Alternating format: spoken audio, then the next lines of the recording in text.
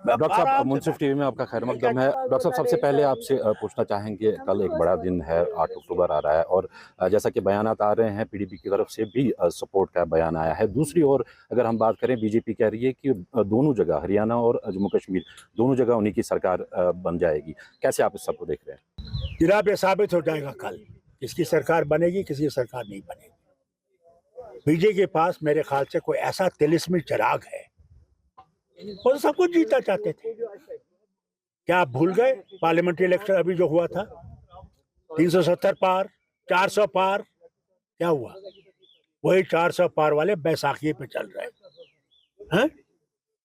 आज ये भी कह रहे हैं कि हमने सब जीत लिया। हम भी देखते हैं। पीडीपी का जो बयान आया है सपोर्ट के हवाले से, उसको किस तरह से देखते हैं आप? क्योंकि अगर कैंपेन के दौरान देखें हम, तो काफ़ी बयानबाजियां हुई, काफ़ी तलक कलामियां भी हुई, लेकिन अब वो कह रहे हैं कि वो सपोर्ट करेंगे अगर अलायंस को ज़रूरत पड़ती है उसकी। इलेक्शन में ऐसी बातें होती हैं, उन्हें भी अपना हिस्सा दिखाना है, हम लोगों ने भी अपना हिस्सा दिखाना है। सब जमातें करती हैं, मगर जब इलेक्शन ख़त्म हो जाता है, उसके बाद सब ये सोचते हैं कि भाई रियासत को कैसे बचाएं। मैं महबूबा जी का बड़ा मशकूर हूँ, दिल से मशकूर हूँ कि वो सामने आई और उनने कहा कि मैं अलायंस में आना चाहती हूँ। बहुत अच्छी बात है, हम वेलकम करते हैं और उम्मीद करते हैं कि हम सब इकट्ठे इस रियासत के मुस्तकबिल को बना सकें। ऐसी खबरें आ रही है अब कि कल एलजी 5 एमएलएज को नॉमिनेट करने जा रहा है। उमर साहब ने पहले ही इसकी मजम्मत की है और पीडीपी, कांग्रेस, जितनी भी पार्टियां हैं, उन्होंने मजम्मत की है इस बात की। आप इसको किस तरह से देखते हैं? एलजी जो है वो बीजेपी का चमचा है,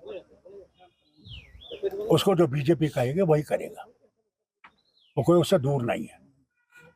मगर हम चाहेंगे ये नहीं करे, और अगर करेगा तो हम सुप्रीम कोर्ट के दरवाजे को खटखटाएंगे।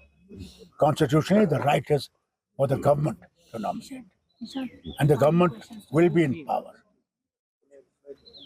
That is what position is. लोगों की चाहत थी कि वो एक बार फिर से आपको चीफ मिनिस्टर देखें, लेकिन आप क्योंकि पहले से ही इससे बाहर रहे हैं, तो क्या उमर अब्दुल्ला को चीफ मिनिस्टर कैंडिडेट माने या अलायंस में जिस तरह से डिस्ट्रीब्यूशन होगा? देखिए, पहले तो मेरी यह है कि इस रियासत की जो आज मुश्किलात हैं वो जवान लोग ही अब ठीक कर सकते हैं। हम लोग हैं, कई गलतियाँ होंगी, उसको हम ठीक कर सकते हैं।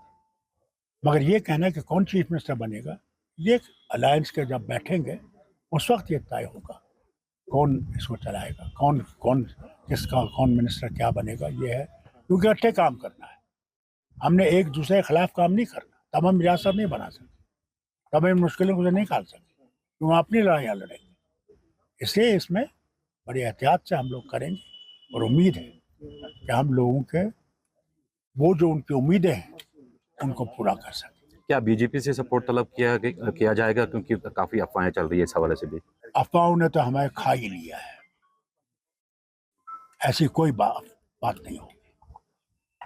मैं तो ये समझता हूँ, अगर यहाँ के किसी भी पार्टी ने उनका हाथ थामा, वो समझ लीजिए उनका जनाजा निकल गया।